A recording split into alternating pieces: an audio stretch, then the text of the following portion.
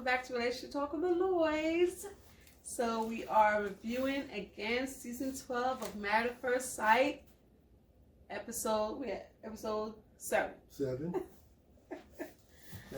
So the episode starts with, everybody leaving the honeymoon, going home, going back to their apartment. Everybody doing their little self-cam, saying, oh, we so excited, and this, that, and the other. And then here we go. The drama already starting. Paige is like, oh, I'm going by myself.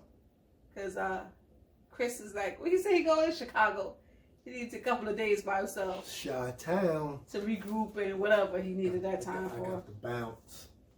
So we're just going to start talking about Paige and Chris at the beginning. This episode, it wasn't a lot of them. And I was like, oh, we don't have that much drama. We could just look at the couples and see how they're getting along, going to their new apartment and all this stuff. This is what Married at First Sight is all about. I was like, all right, we back to the normal Married at First Sight stuff. But of course. We're going back to the house, though. I call this one house drama. House drama? House drama. Drama house. And first of all, I was like, if Chris is not going to the new apartment with you, I would have just went home. What am I going to a new apartment by myself for? I would have went home to my house in Atlanta, and I left this drama dude all by himself, just like he just took a flight and went to Chi-town so he can see his exes.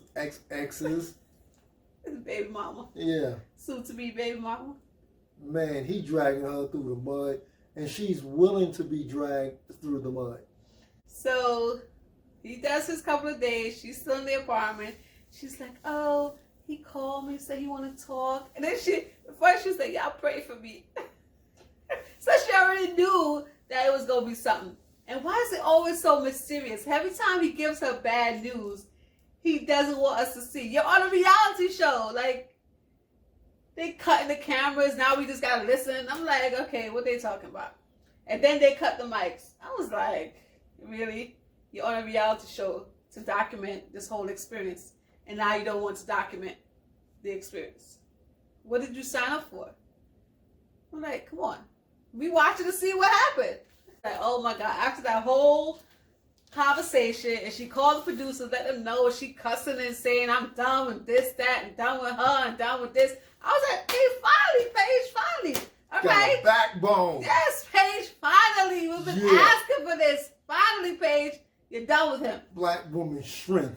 I'm like, okay, she done with him. You tried, you did all your best, whatever. Cut your ties, move on. Here we go with Pastor Cal. First of all, I was like, okay, why is she going to see Pastor Cal? The relationship is over. Why even have this? I guess they already had it set up and they needed to film, so I was like, all right, fine. Is Chris coming? Is Chris coming here? I don't think so. And I thought when he did his whole entrance, I was like, okay, already with the dramatics. Like, why were you not there on time? Why you got to come all delayed? I guess it gave a point of, Paige being able to voice how she felt without him being there. Because I was like, her demeanor, it's like she turned to two different people. Like, before Chris. Mood swing. Yeah, no, but before Chris, she was like happy and cheery and laughing and hanging with the girls doing the bachelorette party. And before she got married, and she turned into this little docile, like she don't have a brain to think of her own. That's how I feel like she just changed when she got with him. And then after now that he said, I'm leaving you, she got all this, talking about this, that, and other, and her attitude changed. She was all voicing and actually had a voice. I was like, oh, you're a different person now. I'm like, when Dr. Cal, when Pastor Cal asked her, like, did you want to have sex with him? And she was like, no, but she did it because she felt obligated. And I was like, she didn't want to make him mad. She didn't want to upset her husband. And I'm like, it's your body also. You have you just met this guy. She is devoted to this process, and she wholeheartedly was coming into it with, this is my husband, I gather. And he came into it like, I'm going to make this whole project my plaything. And if she want to play along, she can. And this is what he's doing. I get her mindset. She can make it perfect. In some way. If it was a regular marriage and you courted and you fell in love, you decided to get married, and you're saying, okay, you know, your body don't belong to you, your body belongs to your husband body don't belong to him, belongs to the wife. That's what the Bible says. I agree with that. But this is not a normal situation. You just met this guy. Strangers. Exactly. You just met this guy. You're not obligated to give your body to him just because you got married. You just met him. You don't know him. The whole process is to get to know each other. So I don't think that same obligation, in my mind, is not there as somebody that's married, courted and married the regular way. They just getting to know Exactly. one another and just trying to say, hey, what's your last name? Exactly. Like, but I'm going to have sex with you. Like, no. But well, Pastor Cal, he was talking common sense. He did. He broke it down. I thought he got through to her, but obviously he didn't. My God. I thought he did. You have to see that there's something wrong with Paige. Something's wrong with her. Something wrong with him too. But Paige is being done to her. So you would think she would do what's good for herself, since she's been dragged through the mud, and you would think I'm not doing this. My thing is, like, when he told her that he's in love with his ex, and he going back with his ex, he wanted a divorce, he done seen a divorce lawyer, she was like, I don't know where to go from here. I was like, girl, to a divorce lawyer. So you can get a divorce. That's where you need to go, to a divorce lawyer. Like, he gave you out. Take it. You only know this man for 7 days. You don't have that much invested. Yes, you got married. I get it. Yes, you invested in the process. I get it. Yes, you really wanted this to work, but it didn't. He's telling you, I don't love you. I don't have no feelings for you. I'm not attracted to you. I want to go back with my ex. We're having a baby. I'm going back with her. What is there else to discuss? Nothing. I'm like, and then when Pastor Cat, and I was a little mad at Pastor Cat. I thought Pastor Cat was going to go in on Chris. I was waiting. I was like, all right, Pastor Cal, let's go. Nobody has checked this dude really yet. Pastor Cal going to check this dude. I felt like he went easy on him. Because when he was asking him about, okay, you're not attracted to her, but you're using her for sex. Why? And he was like, no. His old doofy self. I'm not going to discuss that. I don't want to disrespect her. You disrespected her because he just used her for sex. Like, but he was chuckling like it was funny. Man he's going after sex. I mean, and she giving it up. Man, Pastor Cal told her, said, yo, this timeline doesn't make any sense. Exactly. Obviously, he's having sex with her during this whole process, and which is absolutely correct. And Paige she's getting all of this information, but she's so thinking that, hey, this thing is ordained, and this is my husband, and whatever he says to me, like, whisper, I'm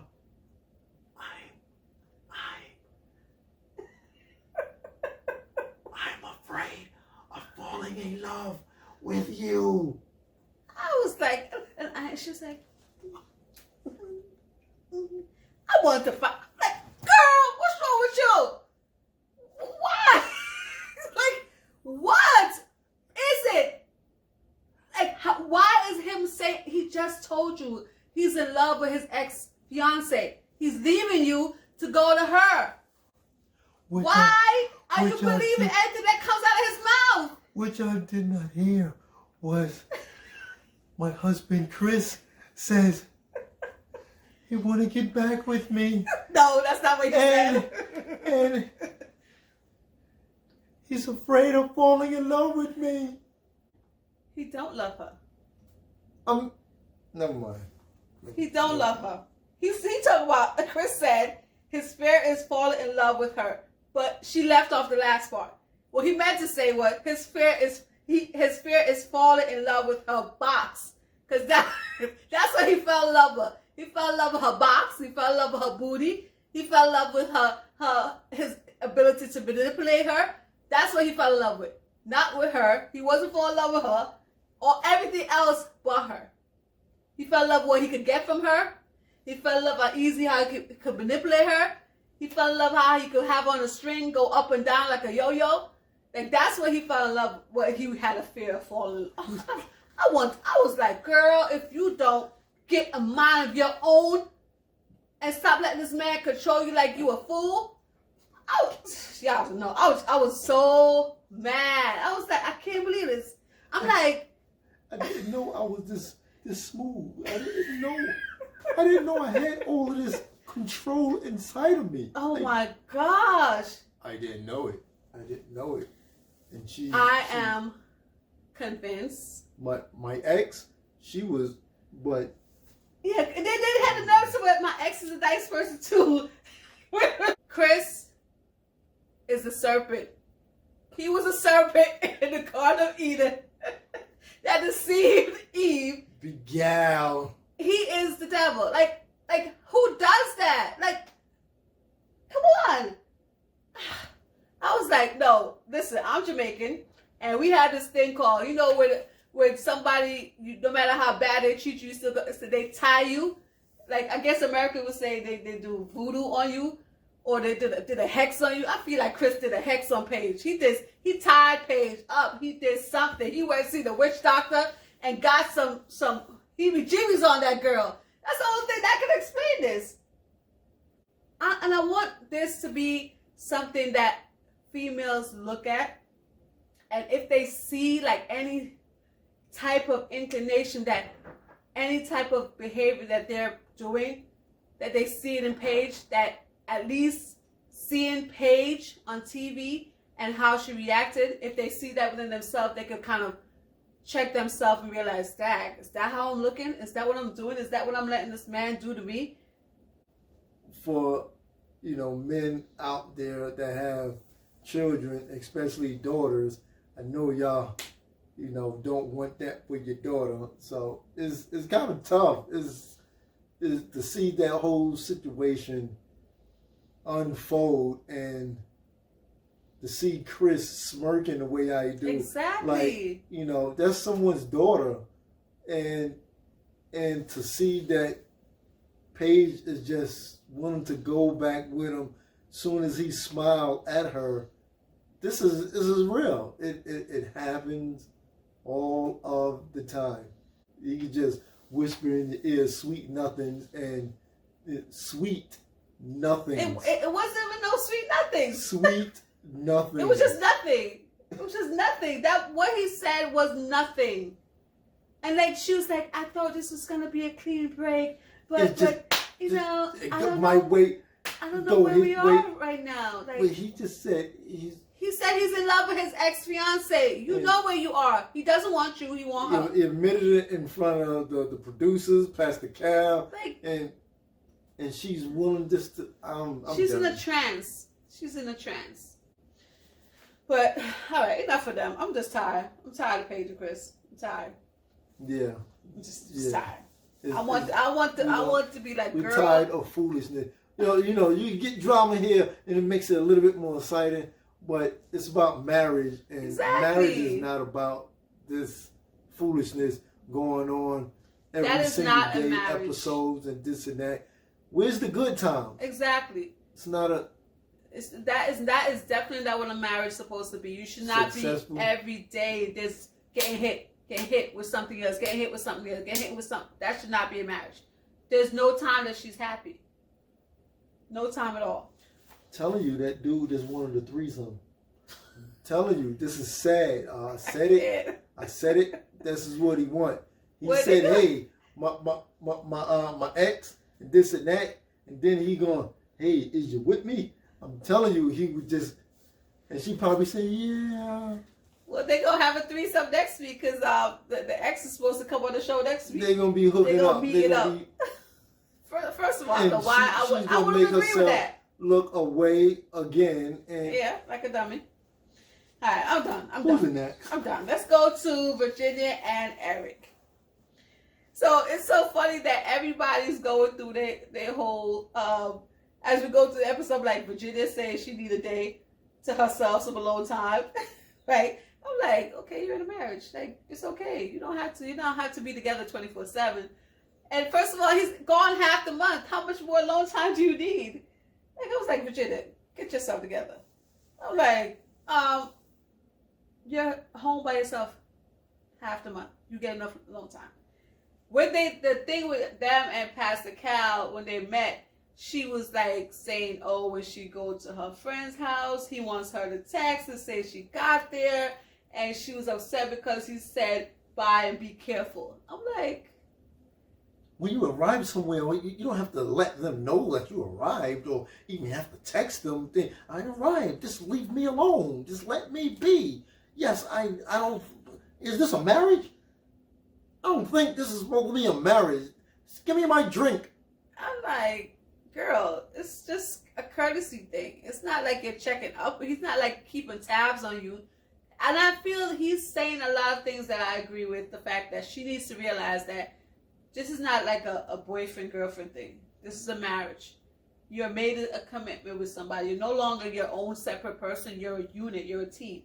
So whatever you move and things that you do, you have to kind of allow the other person to know what's going on with you, or they're going to worry. But this is why he was telling her, he was like, yo, I've been through this marriage thing before, and she hasn't been really. So I'm taking this a little bit more seriously, and she just thinking this is a boyfriend, girlfriend, just you do what you want to do. But I'm the male. I feel I'm obligated in protecting you. No, it's not that you have to ask me, but as your husband, as your partner, as your companion, I need to know where you are. I need to know if you're sleeping on your friend's couch. Exactly. And why are you sleeping on your friend's couch if you got a husband? If you're drunk, you can't come home, call your husband, tell him come get you.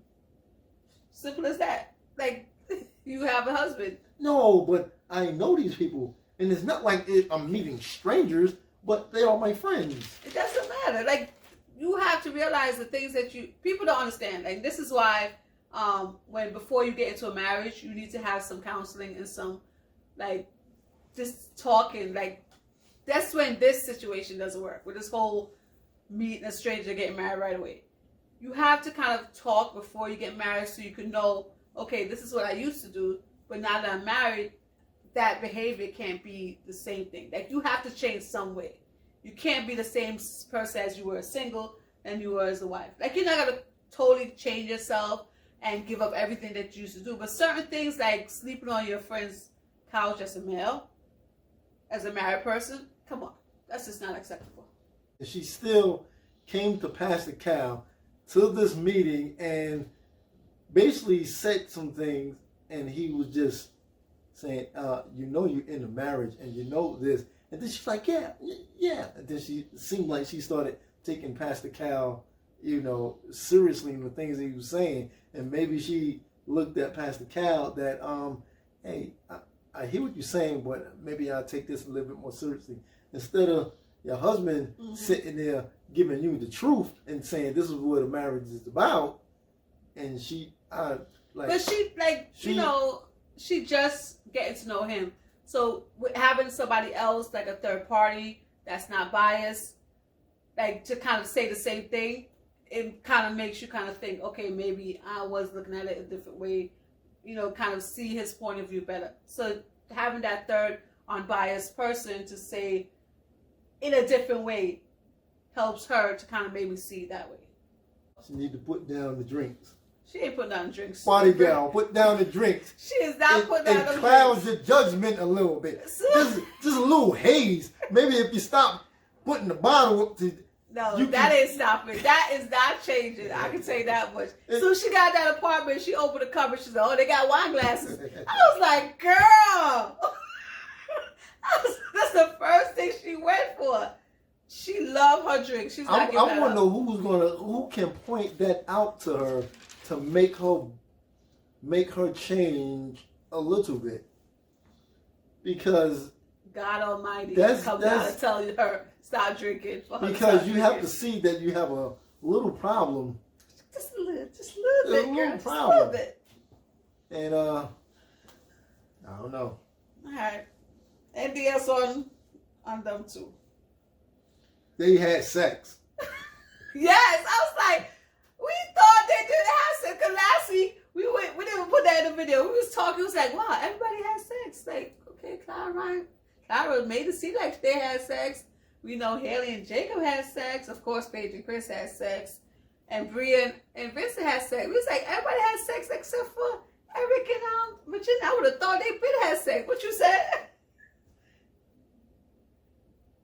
You said that. No, you said that. You see, she don't. She said they probably had sex. Don't remember. It was too drunk to remember. I'm thinking they probably had sex. You know, the first or second day. That's what I would have thought that too. As fully what I'm. Maybe they just didn't want to tell everybody. Yeah, they just didn't. And they hold that. They might have been real drunk and intoxicated all the time, but they didn't spill that part at all. They kept that to themselves. They were smooching all up on her, touching Billy and laying in the bed.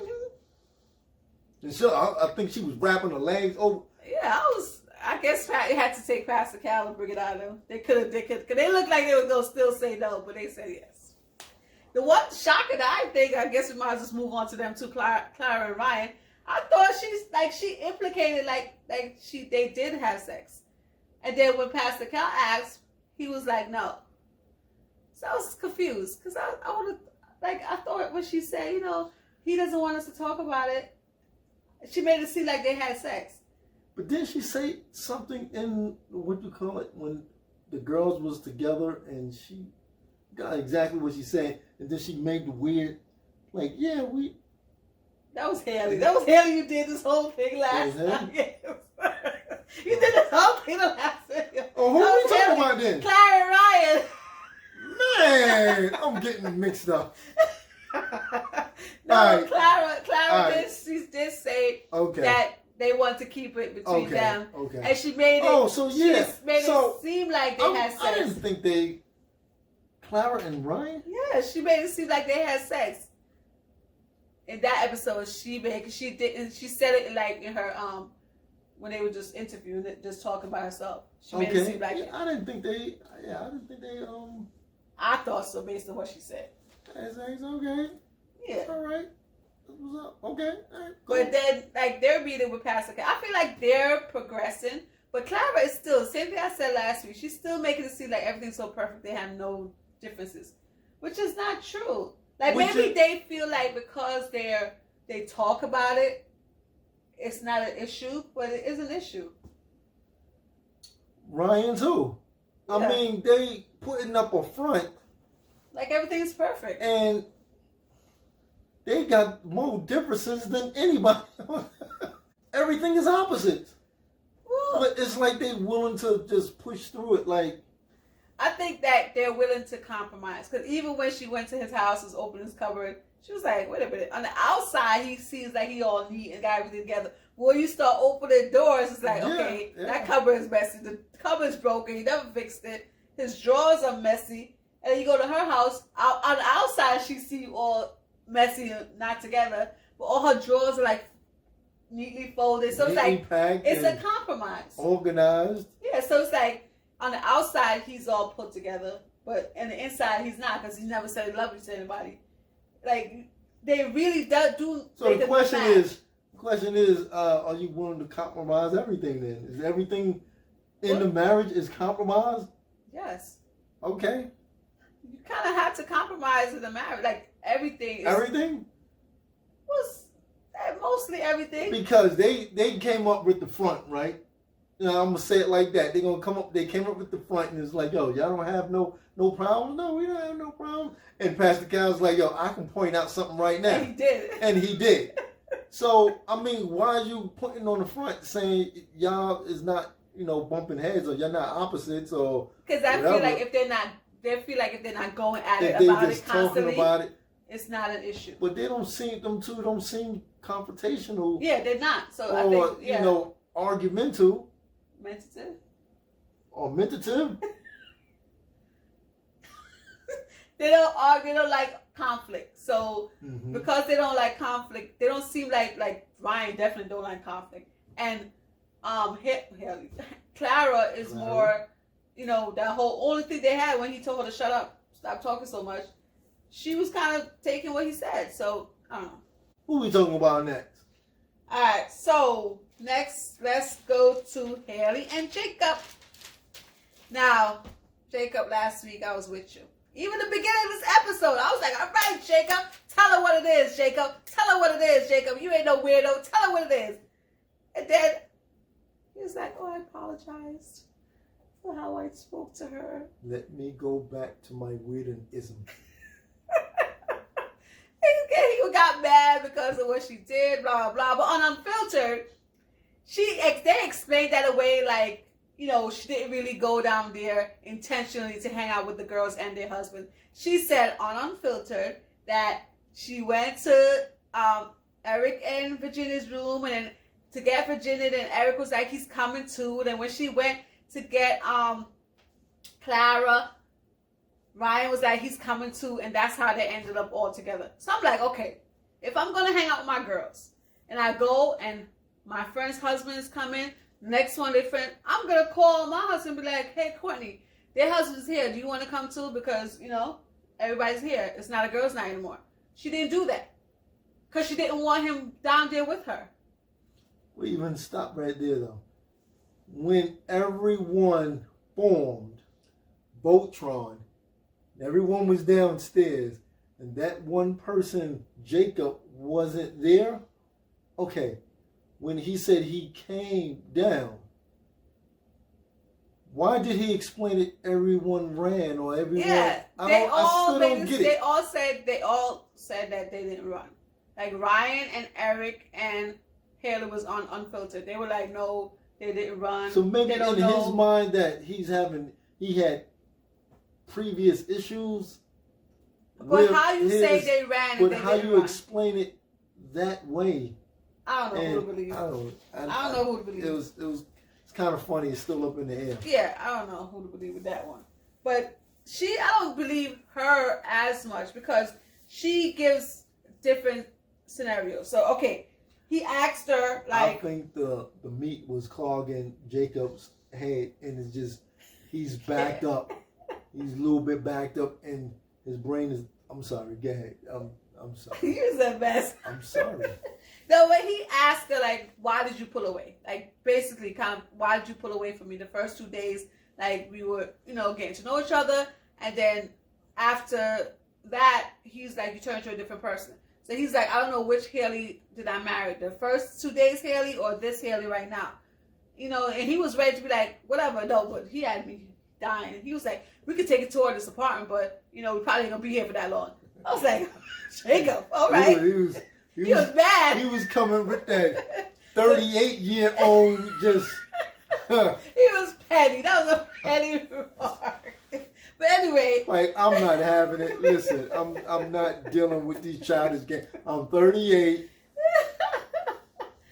I ain't got time to waste. So she said that she pulled back because he said she lied.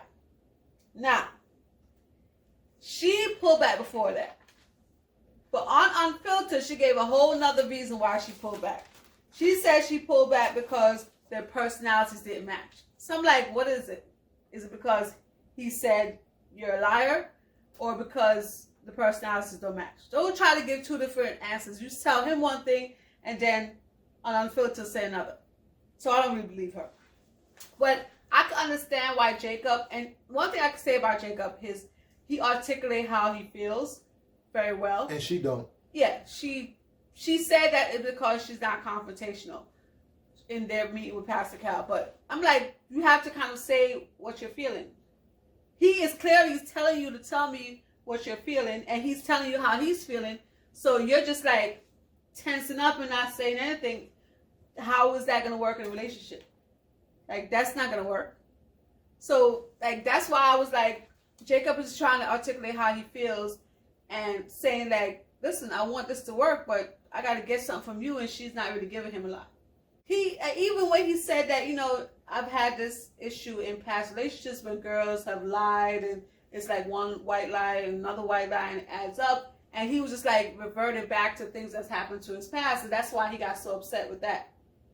And he, even when they were meeting with Pastor Cal, he was talking about how, you know, I ended up being the other guy, and that's why he accused her of having a boyfriend. Like he was like verbalizing, these are the things I could, like that's his job. He's an analyst, IT analyst, so he's analyzing everything that has happened to him and how it is affecting him right now and how it's related to this situation.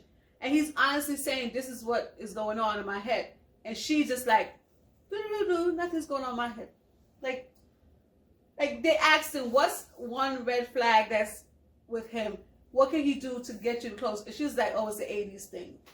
I'm like, really? Excuses. Like that's not something that's that hard to change. Excuses. Like that's just a habit that he has, like a quirk. I get that. That's something that's annoying. But that's the best you could come up with? Like, really? I thought he was gonna mention that, you know, since she be on her phone calls or with her friends, a conference call on Zoom or whatever, that Zoom. I don't know, and Skype, one of them things, FaceTime, and they was gonna, you know, that was his reason on thinking, hey, you got a boyfriend or something. But I'm surprised he didn't say it. I thought he was gonna say something of that nature. He just threw it out and said, she got a boyfriend. that was kind of weird. But yeah. She don't like Jacob. Because she, even on Unfiltered, she said that, you know, even if I'm not attracted to the person, I could be attracted to them with their personality. So obviously she's saying that she wasn't initially attracted to him. Mm-hmm. And because their personalities didn't match, that attraction didn't grow. So I'm done with them. Now we're going to Briana and Vincent. Now they had a nice meeting with Pastor Cal. Briana split. Briana split? Yeah, Briana split. They had a nice meeting with Pastor Cal. They were like, you know, talking about everything. Everything seemed so nice. They look so put together. Yeah, and so cute. And she can smile. She looks so cute, and he can look so. But he did say, and it's so funny how he said it during their meeting, and then it happened in the episode. Like he said Pastor Cal was just telling them, like, hey, listen, you're basically not perfect. Let these things out. Exactly. And he was like telling her, like, you know, certain ways she speak, her tone, whatever, it kind of, he doesn't like the disrespect. He said, this is very big for me. It's the disrespect. And I think with Briana, and so we had this whole discussion during the episode when, let's just jump to the whole incident. So Briana and they get to their apartment and he has a champagne bottle and he busts the champagne bottle open. No. Let's start from the beginning. That's okay. Where's the beginning? Didn't she nitpick? As soon as he walked in, you seen him say, "Hey, let me take off my shoes. I'm starting wrong." And then she agreed. That was big right there. That was I was like, wow. Briana, she's pretty and all of this stuff, but she bossy. She big. And this is where it's going to. And that's why you see him doing what he's doing. Now let's go. All right. So first of all, I think because they are new to each other, they haven't been in regular marriage and dating, that you kind of see each other's habits and little things that they do, and you know, you're not used to their personality. This is why this issue, and I think this is why this issue occurs. So they get to the apartment, they brought their stuff over. He got the champagne. He busts the champagne open. The champagne spills, right? And goes on the floor, wear his shirt, blah, blah. So he's like, I'm still going to drink this. They pour it. They cheers it. He's like, oh, man, it got on my shirt. And she made a comment, in my opinion, she was just joking. It was just a jest. It wasn't a dig. It wasn't something she was saying to intentionally hurt his feelings. She was like, oh, that's such a Vincent thing to do. Ooh. My opinion, my version of it. I felt it right there. My version of it is that I felt it. She didn't intentionally say to hurt him. She was just joking, making jokes, and he took it a certain way. Okay, go ahead now. Wives, respect the husbands. Mm-hmm. Clearly, Vincent said, listen, I feel it's a level of disrespect. What do you mean by is a real Vinny-like or Vincent-like thing that he did there with spilling of and messing up? So what do you mean by that? No, I didn't mean to say, I meant to. No, let's go back a little bit though. My thing is, when she said that initially, when she said it and everything, it could be a joke. He should have said something to her right away. As soon as she said it, it hurt him. He should have been like, hey, we just talked about this with Pastor Cal. I don't like what you said right there. Okay, you can say that, right? You can say that. Nip it in the butt right there. Right? Mm-hmm. But they did speak about it. And you heard her, wait a minute. Okay. You heard her defending herself instead of accepting, okay, I'm sorry I hurt you. But she did say, I don't say things to hurt you. Yes, this is true indeed. This is what she feels. But he's expressing what he's feeling. And she's coming back. That's why he said, I like how you something, I forgot what he said. You turned around. Exactly, you turned around on me. When he expressing it, and you just made him, she gotta watch her ways. It's not pretty. She's pretty and all. She's very cute, bright smile. I mean, pretty. But you gotta recognize when you hurting someone, especially when they say it to you. She did not know that she. You can hide behind that. I didn't know each other for 7 days. How is she supposed to know what triggers him? What hurts him? She doesn't know. They're getting to know each other. So when she said that, he should have then said, "Listen, I don't like that. That hurt my feelings. Like that to me is like you disrespected me." All he did was shut down. You disrespected me. All he did was shut down. You disrespected me. How did I disrespect you? You disrespect me because you said about this whole Vinny like thing. And then she would have had an opportunity to say, no, but I was just joking. And I didn't mean it in that way. And she kept coming back saying, like, how? Because she didn't remember. I don't feel that I disrespected you. Because he's saying this like, we don't know how many hours that was afterwards that he's now shutting down, giving her short answers. Hold on. Giving her short answers and all this other stuff and say, no, you can have that closet by yourself. I'll take the other closet. Until she had him in the bathroom and was like, what's wrong? What did I do? That's when he finally said to her, I don't like how you spoke to me earlier. And she already had asked him before that, what's wrong? He's like, nothing.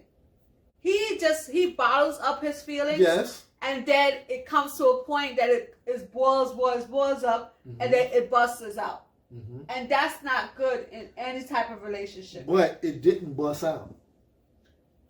Yeah, he walked out the house first before he bust out. He walked out of the house.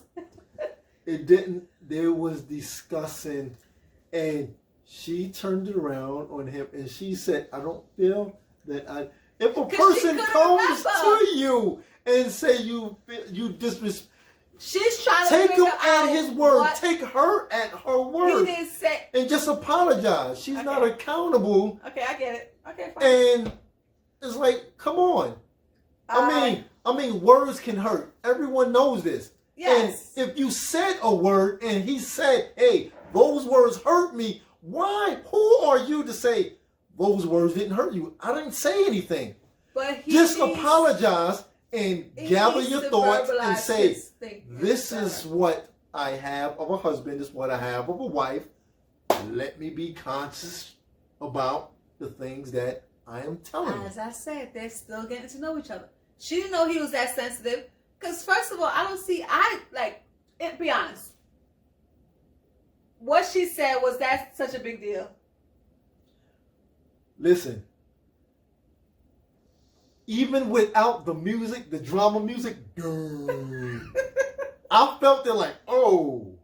Because of the little stuff that we're seeing, we didn't see their whole honeymoon and all it.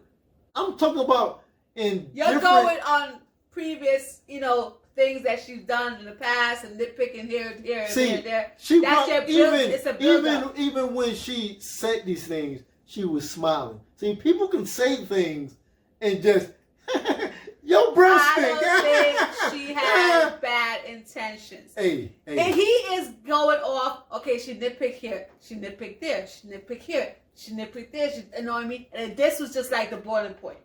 And to her, she was just making a joke, and she didn't know that that joke was the tipping point for him. So it's like, and then she said that too. Let me ask you a question. They spoke to Pastor Cal, I guess, before that happened, right? Yeah. Unless they edited it in the way. Unless it was the opposite. But because anyway, he used the same terminology with disrespect. If they spoke to them, Pastor Cal spoke to them, and Vincent confronted her and said, I don't like this, and I don't like that, and I don't like this. She's aware of, yes. Okay, now when it happens, why in the world is she saying, I don't think I did, I don't think. Because her intent was not to hurt him. And I'm still going to defend her on that. She did not intentionally try to hurt his feelings. Yes, it might have come all into him. No. You're right about that. I don't feel that she intended so to her, she's like, why are you so upset with me? I think she's missing my point. All right, what's your point? That when you are confronted and say, just like if I hurt your feelings, and you come to me and say, Courtney, you hurt my feelings, I'm going to say how I hurt your feelings. You're going to explain how I hurt your feelings. Now I'm going to come back. I don't feel I hurt your feelings. How you going to feel? That's not, she didn't say that. See, come on, baby. She said our interpretation of that we have two different interpretations. Because she's like, okay. She's like, she's defending her interpretation. No, because she said that I didn't look at it as being disrespectful to you. He looked at it as her being disrespectful to him. But on her side, at that moment, she should have said, you know what? If you felt that was disrespectful to you, I'm sorry. But she shut it down. In her mind, she's like, what's he talking about? I didn't say anything that was disrespectful. I don't want to talk about this no more. And that's where she was wrong. He was expressing himself, and then she just shut him down and just like closed off the conversation and didn't give him a chance to kind of fully explain himself. And that's another way of, to him, it's like, okay, she disrespected me again because she just shut me down. I think that's what triggered him even more and said, you know what, I'm out. That was where she went wrong. Like, I was with her up until she was up until the point she said that I don't want to talk about this no more. That she shouldn't have said. She should have said, okay, I hurt your feelings. You felt respected. Was not my intent. I apologize if that's how you took it, but that's not how I meant it to be. I would never disrespect you. I would never say anything to make you feel bad or to hurt your feelings. That would never be my intent. If she had just said those words, I think he would have, like, okay, been a little bit more calmer and accepted her apology. But because she shut down the conversation, that's what triggered him. He was like, all right, I'm out of here. You disrespected me. I'm telling you, you disrespected me. And then you're going to continue to disrespect me by closing off the conversation. You agree? Listen, I agree. Okay. But why such a long she can't be so, she going to mess up this whole. Yeah, she has to kind of check herself. She has to, yes, you are realizing what type of husband you have. That's why you have to be in a sensitive environment and saying, hey, I apologize. Hey, I'm sorry. Until you get to really know the person. For both of them, he needs to be able to say what he's feeling in the moment and not wait till after everything happened to then finally have her pull it out of him. Like, check her in the moment. Like, when she does something, let her know at that moment. And then when she does something, she has to then now realizes, yes, he might have interpreted it incorrectly, but I need to, like, make that situation better by letting him know, listen, I don't want to disrespect you. That was never my intent. Instead of being on defense and shutting down the conversation, because that's like her taking control of the conversation and trying to control everything, and that's, to him, is disrespect. So she needed to know you can't control everything. Allow him to speak his feelings, accept how he feels, and let him know that was not your intent. He needs to, in the moment, check her, let her know, I don't like this, don't do it again. Then she could realize at that moment, oh, you don't like when I make these kind of remarks or these jokes.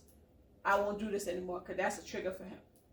And that would have made better. So they have to learn how to communicate with each other and what works and what doesn't work and what each other's triggers are. And how do we get on to this? I don't know. This is relationship talk.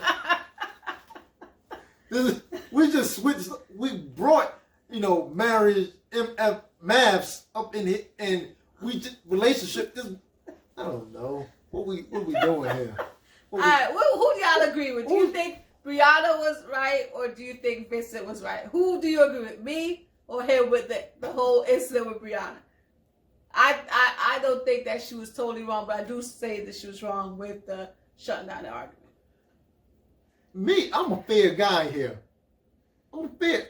I see both sides. Me too. I said but that. If she was accountable and just conscious-minded. So just tell us in the comments who you agree with. Do you think Briana was totally wrong, or do you think Vincent was wrong? Who do you agree with that situation? America's favorite couple. Exactly. We love Bri and Vincent. They gonna get it together though. All right, I think that's it for us for this episode. That's it? That's it. We did everybody. We did Party Gal. We did Party Gal. Oh, man. Briana split. Briana split. We did we did everybody. We did Paige and the Devil. we did Clara, Paige and the Serpent. We did Clara and Ryan. Bad, we did Clara and Ryan. Who else? And Haley and Jacob. We did everybody. All right, y'all. See y'all next time. We're looking for one of these. Yes. Had all your comments. We'd love to, respond to the comments and have those conversations about the show. Oh, yeah. We love to hear y'all. So drop it down, dear. Mm-hmm. I see y'all next time. Let's talk with the Lloyds. Lloyd, love movement. We love y'all. Y'all love us. Let's keep this thing going. Thank you for your subscription. Because I know you just subscribed. You watched it all the way to the end. Your mom was going to hit that subscribe. Hit that button. That's the noise it makes? No? And a notification bell. All that. Yeah, yep. Bell ring. All right, y'all. See y'all next time. They should talk with Lloyds. Peace. Peace. Bye, y'all.